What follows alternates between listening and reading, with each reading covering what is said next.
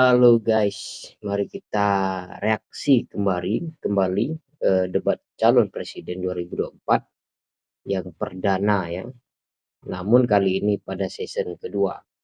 Mari kita dengarkan pertanyaan dari panelis untuk Capres 2024.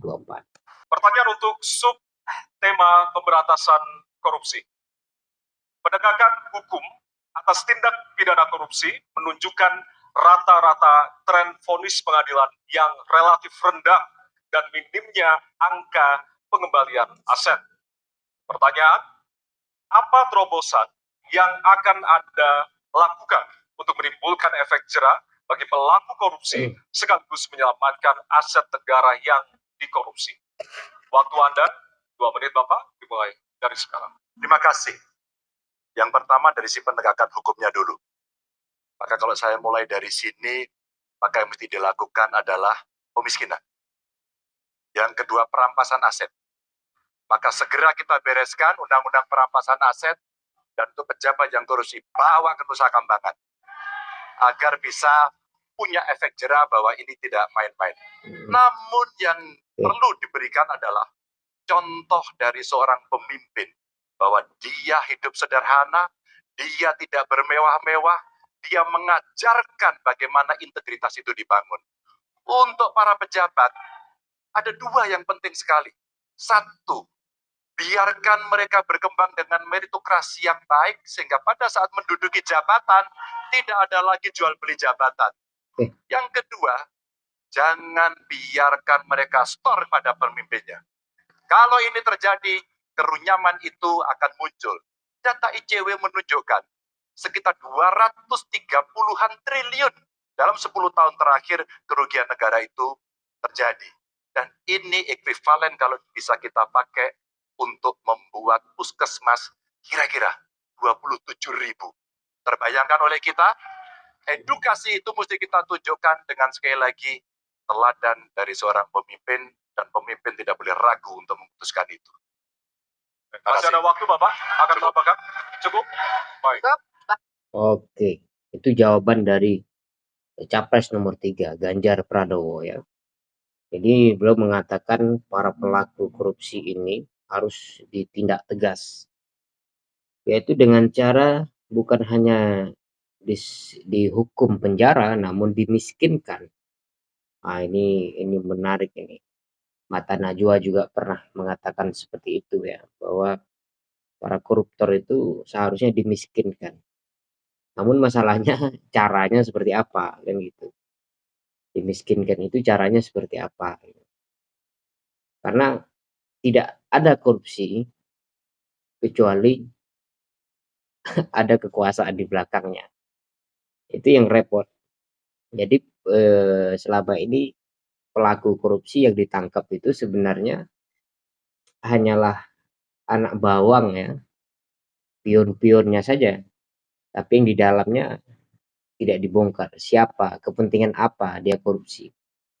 Kalau dikatakan kepentingan pribadi, tidak mungkin.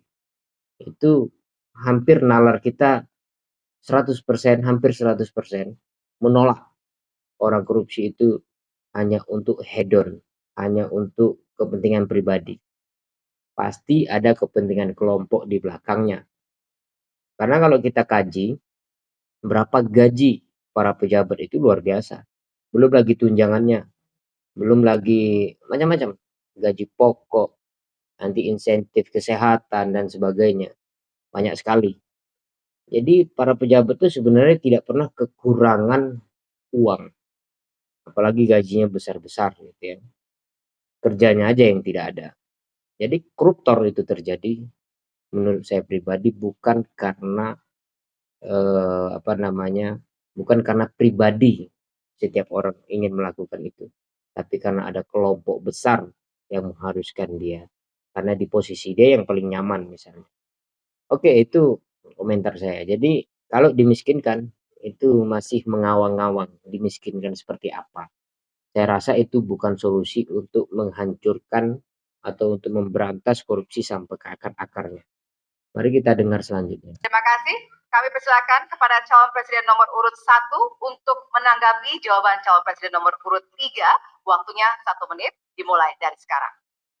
Koruptor dijeratkan dengan undang-undang perampasan aset disahkan dan hukumannya mengikuti pemiskinan. Satu. Yang kedua, yang tidak kalah penting, undang-undang KPK harus direvisi sehingga KPK menjadi lembaga yang kuat kembali.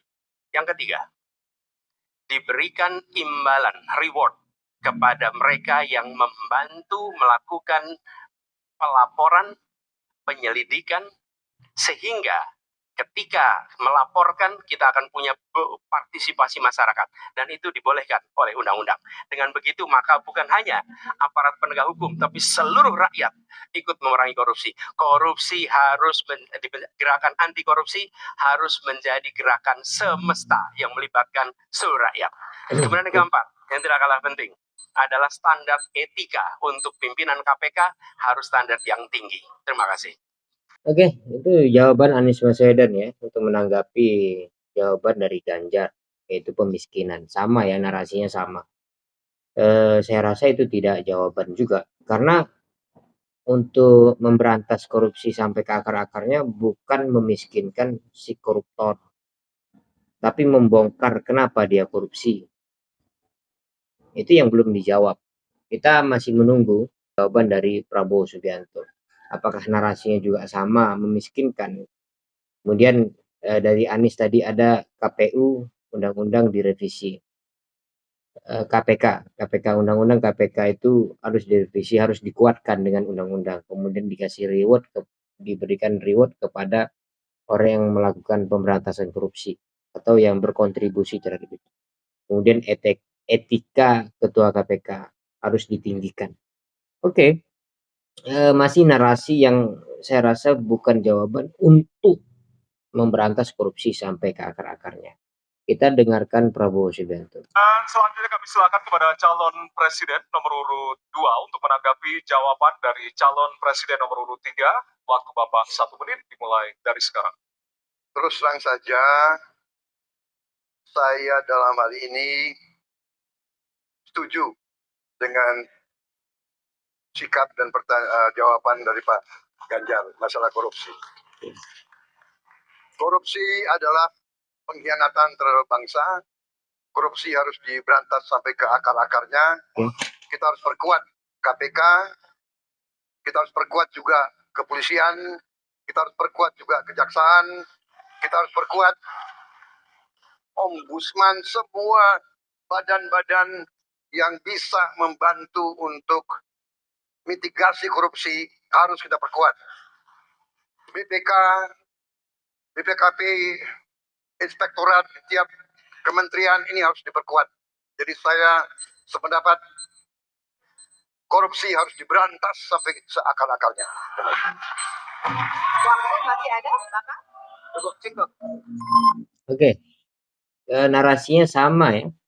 Ganjar, Anies, kemudian Prabowo Subianto terhadap koruptor atau pelaku korupsi. Narasinya sama, yaitu memiskinkan, kemudian memperkuat KPK, kemudian beri reward, etika dan sebagainya, itu memperkuat hukum, kepolisian dan undang-undang lain sebagainya. Bagi saya ketiga jawaban ini sangat naratif dan karet, karena bisa dipelintir. Mereka akan menjawab, ya pelaku koruptor sudah kita tangkap, tapi tidak menyelesaikan masalah. Pelaku koruptor harus dipertanyakan, harus ditanya sedalam-dalamnya kenapa dia korupsi. Kalau misalnya korupsi 100 juta, 200 juta itu mungkin pribadi.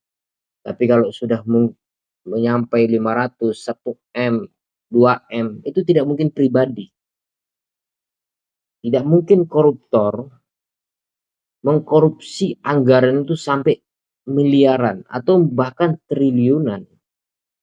Kita pakai logika akal sehat aja, kita menggunakan logika sederhana saja. Siapa sih yang hidup dia makannya itu sampai sekali makan itu ratusan juta gitu. Dia kebutuhan seharinya itu ratusan juta, nggak mungkin, nggak ada manusia di Indonesia yang kebutuhan hidupnya sehari itu ratusan juta, sehingga dia memerlukan uang triliunan. sehingga dia korupsi dan sebagainya. Nah, pelaku koruptor memang adalah eksekutornya, tapi ada yang mendesain di belakang itu. Maka dalam hal ini saya tidak sepakat sama sekali dengan jawaban mereka itu, jawaban ketiga calon presiden ini, jawaban naratif yang sifatnya karet. Mereka akan mengatakan kita sudah tangkap itu koruptor-koruptor, kita sudah penjarakan, kita sudah miskinkan, tapi belum menyelesaikan akarnya. Oke, mari kita lanjut bagaimana jawaban dari Ganjar dari tanggapan dua capres sebelumnya. Terima kasih. Kami persilakan calon presiden nomor urut 3 untuk merespon tanggapan dari kedua calon presiden lainnya. Waktunya 1 menit, dimulai dari sekarang. Terima kasih. Ternyata pada isu ini di antara tiga kami relatif sepakat. Mudah-mudahan ini harapan baik untuk masyarakat. Maka yang mesti kita sampaikan kepada masyarakat, inilah janji politik di depan rakyat. Maka kalau kemudian kita bisa menyatukan yang saya sampaikan di awal, pikiran kita sudah sama, perkataan kita sudah sama, maka kalau perbuatannya tidak sama, kitalah yang dihukum oleh rakyat. Maka mudah-mudahan pemilu besok ini akan menghasilkan semangat yang sama untuk kita memberantas korupsi. Integritas itu penting sekali dan nomor 1. Masih ada waktu, Bapak? Cukup? Oke, jadi basi ya, jawabannya basi semua. Kenapa ya? Kalau memiskinkan koruptor itu sama aja memiskinkan pelaku gitu, pelaku korupsi. Sementara yang mendesain koruptor itu siapa? Itu yang tidak dibahas sama sekali. Uangnya kemana saja dan sebagainya itu. Semua yang terlibat dan bahkan ada perintah transaksi di bawah meja misalnya. Saya kasih contoh sederhana saja yang radikal dalam pengertian ini. Misalkan ada ya, bukan jangan ada yang tersinggung kalau saya sebut satu partai. Misalkan partai Demokrat katakan anak buahnya korupsi. Oke? Maka dipenjara. Kemudian dimiskinkan. Ya, mereka akan anggap itu apes. Tapi anggota yang lain itu kan tidak ketahuan. Karena ada orkestrasi di belakangnya yang mendesain, sutradara di belakangnya. Maka dia dimiskinkan oke, tapi anak istri ya pasti dijamin. Sekolahnya dijamin ininya dan sebagainya. Nah, itu artinya korupsi itu tidak diselesaikan. Kalau mau menyelesaikan korupsi, menurut saya, tangkap pelakunya, bubarkan partainya. Itu. Terima kasih. Wassalam.